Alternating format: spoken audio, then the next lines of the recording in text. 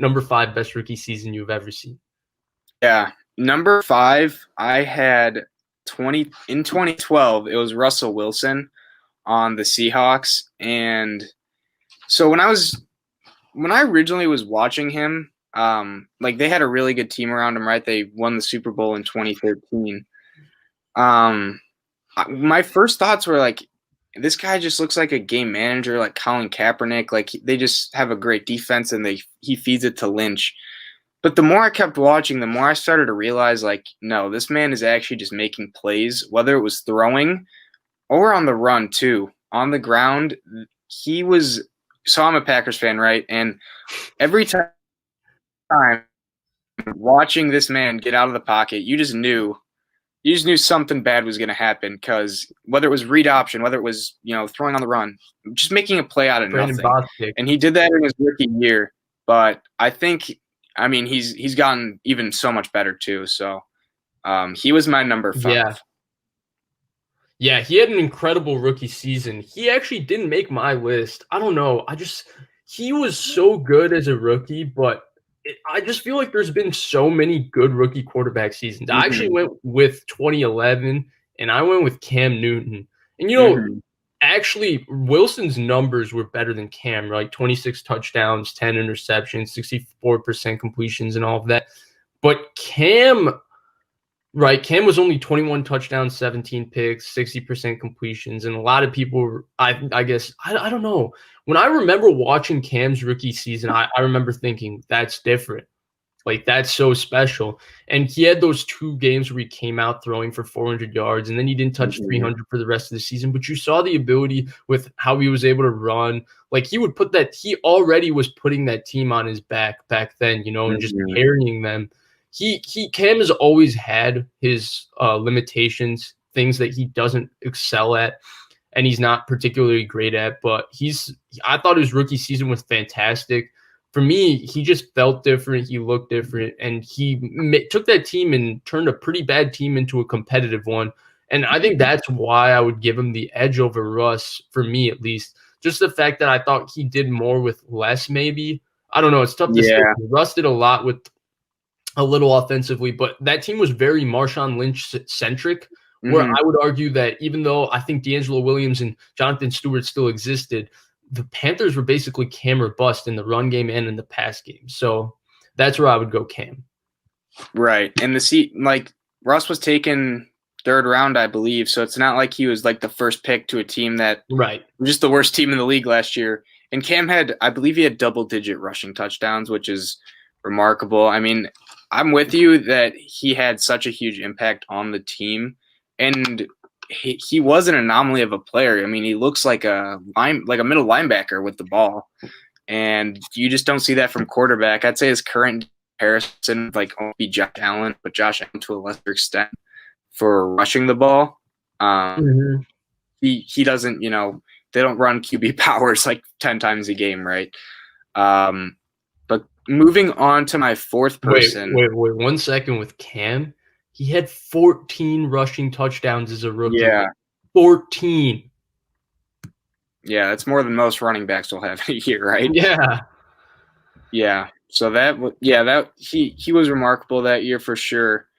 So my number 4 was RG3. And I remember, you remember too, just all the hype around them trading up so many picks. I think they went from 15 to 2, right? 6. 6 to 2. 16, yeah. So 6. They traded Kings. Not 16, 6. Oh, 6. Sorry. But even then, because this was, you remember, these 2 quarterbacks were duking it out in college for who was going to be the next best. Luck was touted as a generational prospect, touted as the best since LA. RG3 was also a really good prospect too. He did deliver during his rookie year, him and Alfred Morris in 2012. So if you remember, they went to the playoffs, and RG3 had 3,200 passing yards, 815 rushing yards, 20 passing TDs, 7 rushing TDs. So he was electric on the ground and in the air. And I'm pretty sure Alfred Morris had 1,500 rushing yards. I mean, their read options. He did. He had 1,600 or something. Yeah. And they had Shanahan and LaFleur on that as two of the coaches. I don't think they were. Yeah, no. So Mike Shanahan was the head coach. Kyle was the OC. Matt LaFleur was the quarterbacks coach, and Sean McVay was the tight ends coach. Yeah, it was McVay too. Coaching staff. Yeah. Yeah. And I mean, just another example of the Shanahan run game, just another running back that they had tons of production with, right? 2 years of Alfred Morris, where people were saying, well, he's one of the best running backs in the NFL. Yeah, RG3 is on my list. I'm going to talk about him more in depth when he shows up. His rookie season was fantastic. Was he propped up a little bit by the play calling and stuff? Yes, but he was also electric in his own way with his arms and with his arm and his legs. At number 4, if I think about it, probably just because of his entire season and impact, he's probably a little low. But when I did my original ranking, that's where he came out, and that's Andrew Luck. Andrew Luck is 4 for me. Again, his numbers aren't exactly the most impressive. He led the NFL in interceptions. I think he led in turnovers in general. He threw 18 picks, and he was kind of inconsistent at times with his accuracy. But here's the thing. First thing with Luck, the Bruce Arians criticisms of his play calling that people are putting out now for Tumpa, those problems with his play calling existed when Andrew Luck played and he was a turnover machine, and Carson Palmer played and he was a turnover machine, and Jameis played and he was a turnover machine. And nobody ever gave these quarterbacks those excuses. So it wasn't like Luck was just operating with this great offense, even though Bruce Arians won Coach of the Year because Pagano was going through his cancer treatment at the time and all of that. Andrew Luck just basically came in and transformed that team into an 11-5 team.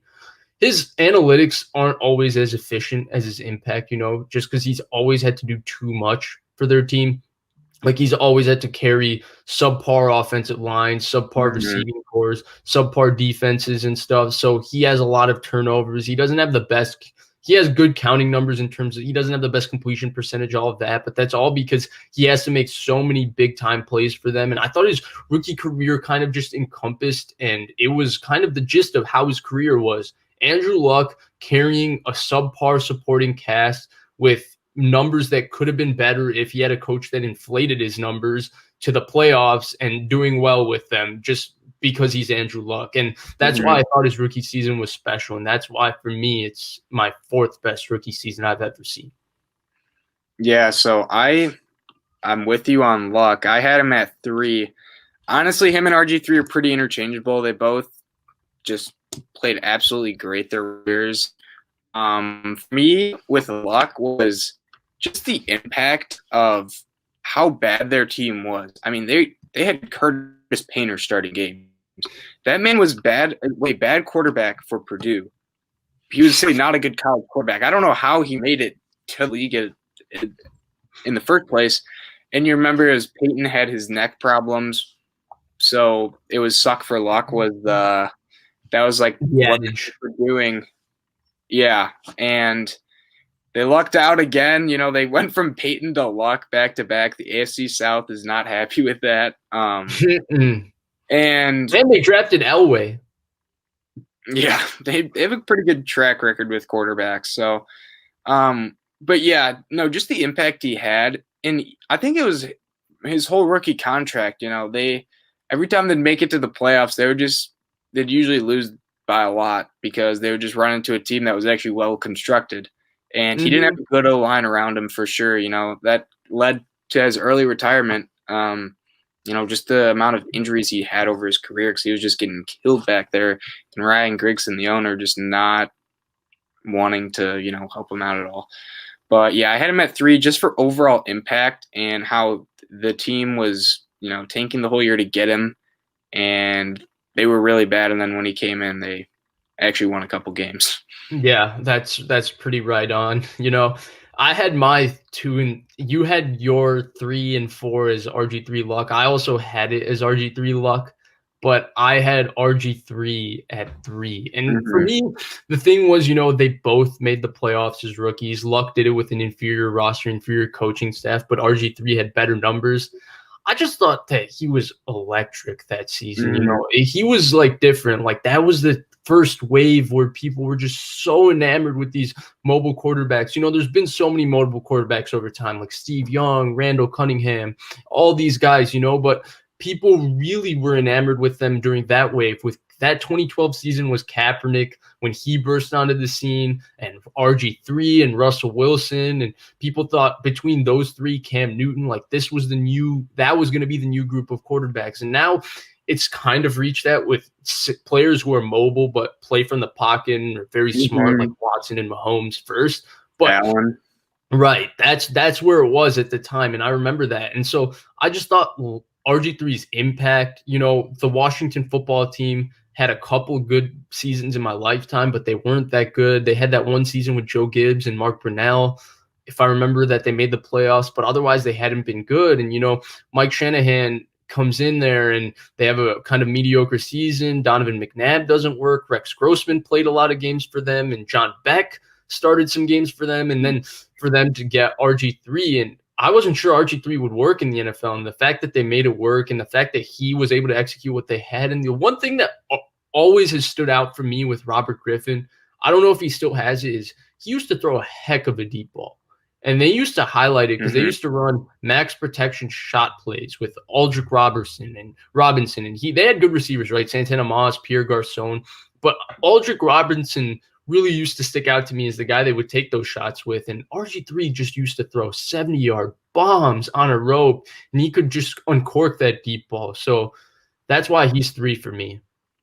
Yeah, no, he was watching that offense, and even going back and watching the highlights, you're like, I remember thinking the new wave is going to be read option as the offense. You saw it with Kaepernick, Wilson, RG3, but all those guys besides Wilson who became more of a pocket passer and adapted, the other guys either had injuries or kind of fizzled out, right? So the whole running, it didn't work out. And now it's more of, like we were saying, pocket passers that are also mobile and can, if they are out the box, right, can run and can make throws on the run. Right. But all those guys are pocket first guys. So you want to go to number 2? I think we might have the same guy for number 2. Yeah, I think we do. So we could just go back and forth. But I had Dak for his 2016 rookie year. So Romo goes down. He had it was a back injury, I believe. And Dak looked like a beast in the preseason, right? He looked amazing. Yeah. I think he had a perfect passer rating in one of the preseason games, but everyone's like, oh, it's only preseason. Like, you can play really good or really bad, and it's not indicative of the regular season. And that is true. But he brought it from the regular preseason to the regular season. He had 23 touchdowns, 4 interceptions. The team went 13-3 or 12-4. 13-3. Yeah, 13-3. And that draft class was actually amazing for them because remember, they took Zeke 4th overall. And then they also in the second round, they got Jalen Smith, and he was touted as a top 5 prospect until people found out about me, right? Yeah. So that was awesome to see. So they had a really good draft class, and he was special. At first, I kind of hated him because I was just like, the Cowboys are back and all that nonsense talk. But going back, and I do appreciate more what he did his rookie year. He was so efficient. That offense was amazing. They had a really good O-line, and they were around the first team, but he was efficient as hell as a quarterback. So I don't know. I liked him. Yeah, for me, efficient is the word. Efficient is the word that stands out, right? Because how many rookie quarterbacks can go into that situation? Like of all the guys we've discussed, Dak Prescott walked into the best situation. There's no doubt about that. People said that the Cowboys could have been a Super Bowl team with a healthy Tony Romo, and they were a Super Bowl team with Dak Prescott. It just took historic Aaron Rodgers to knock him out. But he was great. I mean, how many guys can go in there and play with the veteran maturity he played with, the poise? He carried himself so well. He's always carried himself so well. He's a really special person. And to throw only 4 interceptions and take care of this football and play such good situational football, like, Carson Wentz, that's the thing that bothers me with what Carson Wentz has done this season is that there's just a total lack of situational awareness. Well, we're better than the Cowboys. I don't need to throw this 30-yard ball across my body that's going to end in an interception. I can eat the sack or just throw the ball away. Dak has that special situational awareness, just a poise. His rookie season was beyond spectacular. It wasn't beyond special. It wasn't spectacular because Zeke Elliott was the driving force of that team. But Dak Prescott was awesome.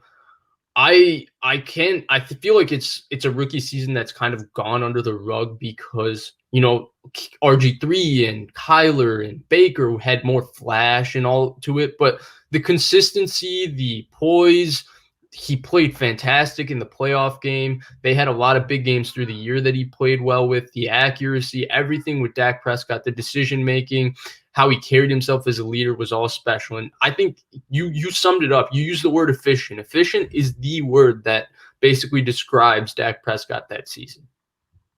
And I also think it's worth noting, like, everyone was saying during the year, like, oh, any quarterback could do this. Like, their team's so loaded. If you remember the year before, their team had Kellen Moore play a lot of games. Matt Castle. Yeah. They didn't have guys who were good. And the only main difference was Zeke, but they ran the ball well. Darren McFadden had over 1,000 yards. Right. Everyone thought he was washed, and he had over 1,000 yards rushing on that team. So because when looking at that context too, I think it's important is they were good at running the ball the year before. It was just the quarterback. They needed someone who could play efficiently. Right. And Zeke Elliott is way better than Darren McFadden. They won what? They went 4-12 to draft Zeke Elliott. I'd argue with Zeke Elliott, they'd have gone 6-10, 7-9. To go from 4-12 to 13-3 with basically the same roster, just adding Dak and Zeke, tells you how good Dak Prescott was that season. Mm-hmm. And for number one, I had Herbert. I know you had Herbert. This year's been actually nuts with both him and Burrow. I wish Burrow didn't get injured. Very sad. I think he could have been I think he could have honestly finished number 2 if he would have finished the season. Maybe. We still had more to see from him. But, yeah, with Herbert, for me, just his deep ball it's one of the best.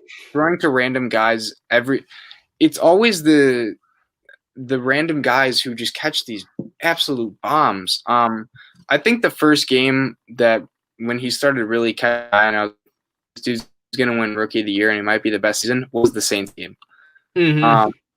It was it a Monday night or a Sunday night game? I forget. It was exactly. Monday night, and he was under pressure all game. Mm-hmm. And, yeah, he had that throw on the sideline. He had a number of other just big-time throws. He had, like, 260 yards and 4 touchdowns. And it was kind of at that point I was like, this dude's actually very legit. Like, he's going to be a stud. Yeah. And so the reason, okay, so you outlined the on-the-field reasons, right? Like, first, his offense. It's not like they're padding his stats and having him play efficient. They're basically dropping him in back and say, win us the game, throw the ball down the field, and he's doing it at an incredible pace. The other thing is the context of no offseason, right? Draft was a bit later, no rookie mini camp, limited training camp, the situation with COVID, all of these things. And for him to step in week 2 without even knowing he was going to start in that game and be prepared and take the Chiefs down to the wire, it took a couple of great plays from Patrick Mahomes to win them that game. And for him to play like this every single game, it's unheard of, especially for a guy that everybody said, oh, guaranteed bust in this draft, Justin Herbert. I heard that way too many times. And it just tells you, how I feel about draft and draft experts. I think it's the most baloney business in sports, but I'm not going to go on that tangent. The point is Justin Herbert has been beyond special. I've never seen a quarterback this young and this quickly be able to throw the ball down the field with such proficiency, such ease, especially in an offense that's not scheming up easy down the field throws. Like, he's throwing one-on-one balls down the sideline and stuff. He's just one of a kind. He's really special. I hope the Chargers don't waste his career. I mean, we talked about the Colts going Peyton Luck. I mean, the Chargers have had it nice with Drew Brees, who was not the best for them, but he was very good. He's still Drew Brees. He's a Hall of Famer. And then Phillip Rivers for 15 years never missed a start at a near Hall of Fame level play. And now you get Justin Herbert, who looks like he could be the best of the three from just a physical standpoint. He is. They better not mess this up. Like, they should be in Super Bowl contention next year. It's really special. So we'll see what happens. But yeah, for me, it's the best rookie quarterback season I've ever seen. It might be the best rookie season period I've ever seen. I might be going too far there. I'll have to think about it. But yeah. Yeah, it's tough, comparing positions. Like, remember Randy Moss's rookie season? Like, he was amazing. Yeah, there's been tons of good ones, and his is definitely up there, especially at the hardest position to play in the NFL.